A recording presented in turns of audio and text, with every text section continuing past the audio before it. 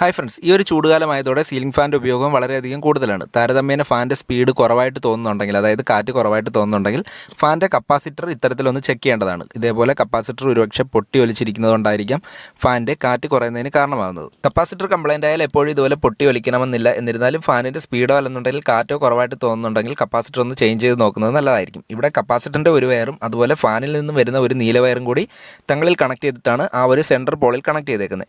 അതുപോലെ കപ്പാസിറ്ററിൻ്റെ ഒരു വയറും അതുപോലെ രണ്ടാമത് ആ ഒരു ചുമന്ന വയറും കൂടി കണക്ട് ചെയ്തിട്ട് ഏറ്റവും അടിയിലുള്ള ടെർമിനലാണ് കണക്ട് ചെയ്തേക്കുന്നത്. അപ്പോൾ രണ്ടാമത് കപ്പാസിറ്റർ ചേഞ്ച് ചെയ്യുന്ന സമയത്ത് ഈ ഒരു വയറുകൾ മാറിപ്പോകാതെ തന്നെ കണക്ട് ചെയ്യാൻ ശ്രദ്ധിക്കണം.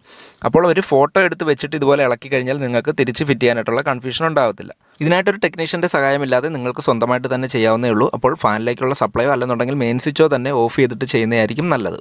അതിനുശേഷം ഫാനിൽ പൊടിയോ കാര്യങ്ങളൊക്കെ ഉണ്ടെന്നുണ്ടെങ്കിൽ അതുകൂടി ഒന്ന് ക്ലീൻ ചെയ്തിട്ട് കഴിഞ്ഞാൽ ഫാനിന് നേരത്തെ ഉള്ളതിനേക്കാളും കുറച്ചുകൂടി കാറ്റ് കിട്ടുന്നതായിരിക്കും.